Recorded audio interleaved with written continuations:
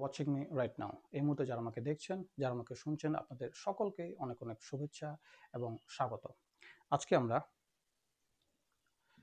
Types of sentences বা বাক্যের প্রকার নিয়ে আজকে আমরা ডিসকাস করব, আমরা আলোচনা করব।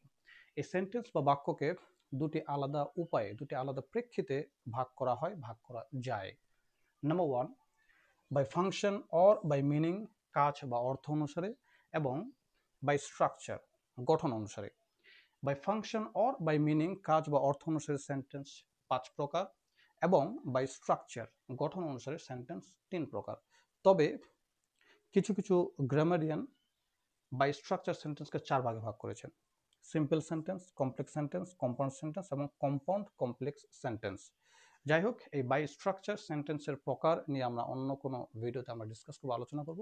আজকে আমরা শুধু sentence by function or by meaning, কাজ বা অর্থ অনুসারে সেন্টেন্সের প্রকার নিয়ে আজকে আমরা এই ভিডিওতে আলোচনা করব, ডিসকাস করব। যাক,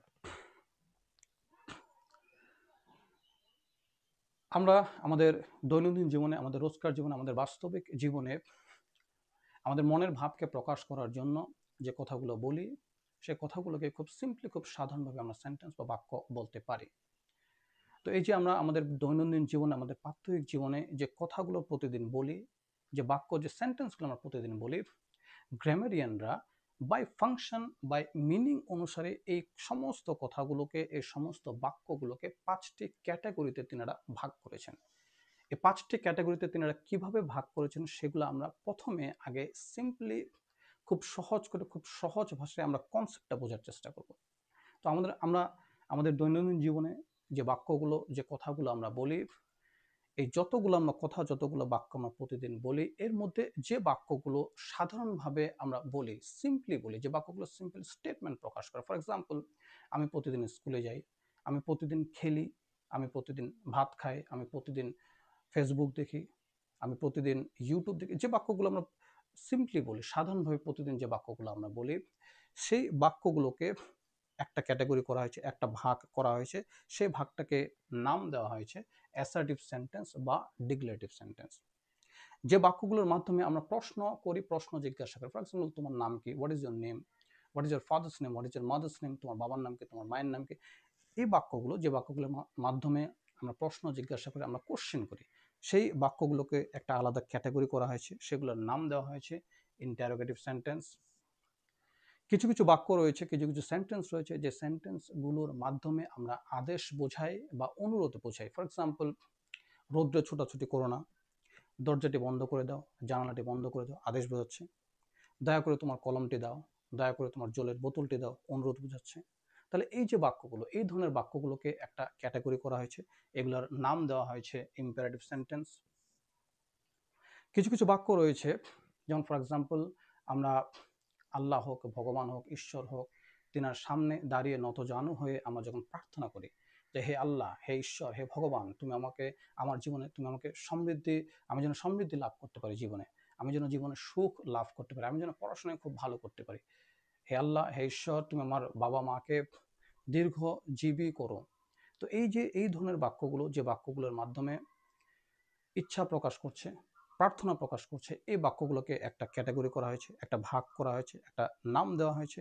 এগুলোর নাম দেওয়া হয়েছে অপটেটিভ সেন্টেন্স। কিছু কিছু বাক্য রয়েছে, কিছু কিছু সেন্টেন্স রয়েছে, যে সেন্টেন্সগুলোর মাধ্যমে, যে বাক্যগুলোর মাধ্যমে আমাদের মনের আবেগ প্রকাশ পায়। এবার আবেগ কি, ইমোশন কি? ইমোশন ফর এক্সাম্পল, দুঃখ, কষ্ট, ঘৃণা, বিস্ময়, এগুলো এক একটা আবেগ। তো যে বাক্যগুলোর মাধ্যমে এই আবেগগুলো প্রকাশ পায়, ফর এক্সাম্পল, কি আনন্দ, আজকে আমরা ম্যাচটি জিতেছি। কি দুঃখ, লোকটি মারা গেছে। বা ফর এক্সাম্পল, ইস, পাখিটি কি সুন্দর। এক একটা বাক্য এক এক রকমের আবেগ, এক এক রকমের ইমোশন প্রকাশ করছে। তো এই বাক্যগুলো, এই সেন্টেন্সগুলো, যে বাক্যগুলোর মাধ্যমে ইমোশনস প্রকাশ করে, এগুলোকে একটা ক্যাটাগরি করা হয়েছে, একটা ভাগ করা হয়েছে। এগুলোর নাম দেওয়া হয়েছে এক্সক্লেমেটরি সেন্টেন্স। যাই হোক, তো বাক্যকে, এই যে বাক্য 5 প্রকার, এই যে ফাংশন বা মিনিং, কাজ বা অর্থ অনুসারে বাক্যকে যে 5টি আলাদা আলাদা ক্যাটাগরিতে ভাগ করা হয়েছে, এগুলো আমরা কনসেপ্টটা জানলাম। এবার এগুলোকে আমরা ডিফাইন কিভাবে করব, গ্রামারের ভাষায় আমরা ডিফাইন বা সংজ্ঞায়িত কিভাবে করব। For example, number one, assertive sentence.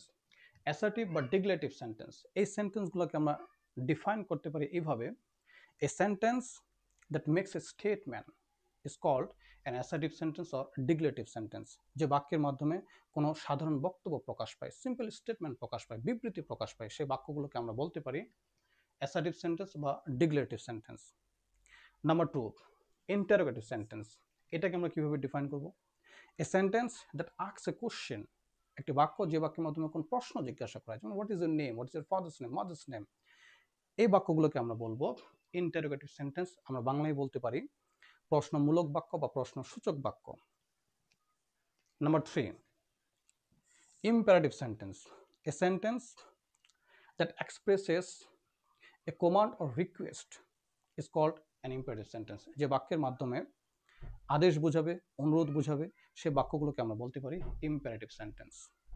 Next, number four, optative sentence, a sentence that expresses a wish or prayer is called an optative sentence। যে বাক্যগুলোর মাধ্যমে উইশ বোঝাবে, প্রেয়ার বোঝাবে, সে বাক্যগুলোকে আমরা বলতে পারি optative sentence. Next, number five, exclamatory sentences, a sentence that expresses emotions, for example the feeling of joy, the feeling of sorrow, the feeling of wonder। এই বাক্যগুলোকে, যে বাক্যগুলোর মাধ্যমে এই ইমোশনসগুলো প্রকাশ পাবে, সেই বাক্যগুলোকে আমরা বলতে পারি এক্সক্লেমেটরি সেন্টেন্স, বা বাংলায় বলতে পারি বিস্ময়সূচক বা আবেগসূচক বাক্য।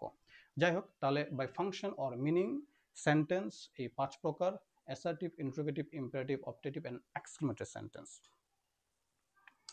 এই পাঁচ প্রকার সেন্টেন্সকে, এই পাঁচ প্রকার বাক্যকে, পাঁচ প্রকার বাক্যের প্রতিটি বাক্যকে আবার দুটি ক্যাটাগরিতে ভাগ করা হয়েছে: অ্যাফার্মেটিভ অ্যান্ড নেগেটিভ, হ্যাঁবাচক এবং নাবাচক। অর্থাৎ অ্যাসার্টিভ সেন্টেন্স, এটাকে দুভাগে ভাগ করা যায়, অ্যাফার্মেটিভ, নেগেটিভ।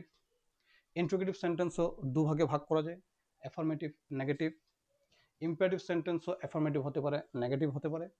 অপটেটিভ সেন্টেন্সও অ্যাফার্মেটিভ হতে পারে, নেগেটিভ হতে পারে। এক্সক্লেমেটরি সেন্টেন্সও অ্যাফার্মেটিভ হতে পারে, নেগেটিভ হতে পারে। অ্যাকচুয়ালি অ্যাফার্মেটিভ আর নেগেটিভ সেন্টেন্স কি?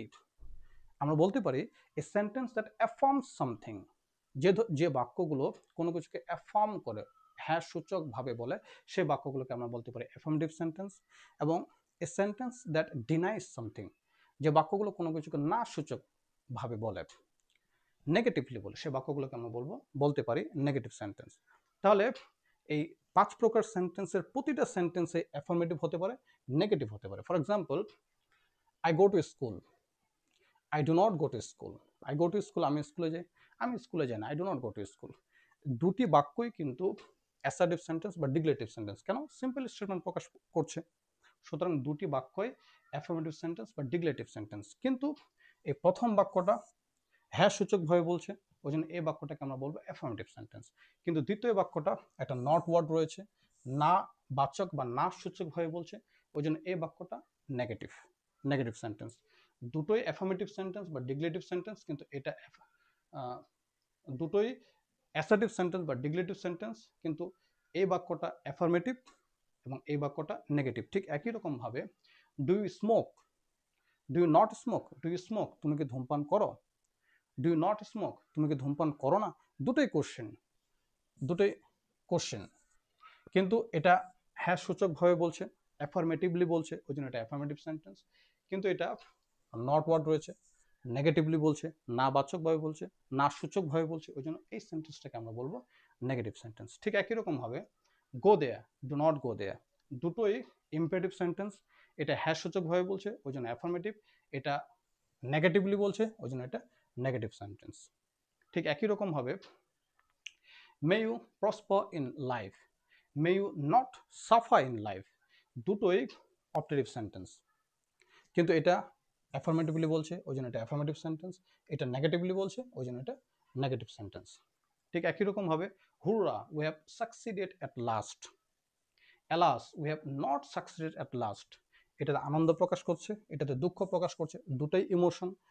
যেহেতু দুটোতেই ইমোশন প্রকাশ করছে, তো দুটোই এক্সক্লেমেটরি সেন্টেন্স। কিন্তু এটা অ্যাফার্মেটিভলি বলছে, এটা হ্যাঁ সূচকভাবে বলছে, ওই জন্য এটা অ্যাফার্মেটিভ সেন্টেন্স। এটা নেগেটিভলি বলছে, একটা নট ওয়ার্ড রয়েছে, ওই জন্য এটাকে আমরা বলবো নেগেটিভ সেন্টেন্স। যাই হোক, কিছু কিছু গ্রামারিয়ান রয়েছেন তিনারা তিনাদের বইতে এই সেন্টেন্সকে according to function or meaning, কাজ বা অর্থ অনুসারে এই 4টা ক্যাটাগরিতে ভাগ করেছেন: statements, questions, desires and exclamations. Statements বলতে তিনারা অ্যাকচুয়ালি অ্যাসার্টিভ বা ডিক্লেটিভ এই সেন্টেন্সটাকে বুঝিয়েছেন। কোশ্চেন্স বলতে তিনারা ইন্ট্রোগেটিভ সেন্টেন্সকে বুঝিয়েছেন। ডিজায়ার্স বলতে তিনারা ইম্পারেটিভ অ্যান্ড অপটেটিভ এই দুটো সেন্টেন্সকে বুঝিয়েছেন। এবং এক্সক্লেমেশনস বলতে তিনারা এই এক্সক্লেমেটরি সেন্টেন্সকে বুঝিয়েছেন। যাই হোক, আজকে এতটুকুই। ভিডিওটি ইনফরমেটিভ মনে হলে অবশ্যই ফলো করবেন এবং সেই সঙ্গে সঙ্গে ভিডিওটি অবশ্যই লাইক, কমেন্ট এবং শেয়ার করবেন। Good bye.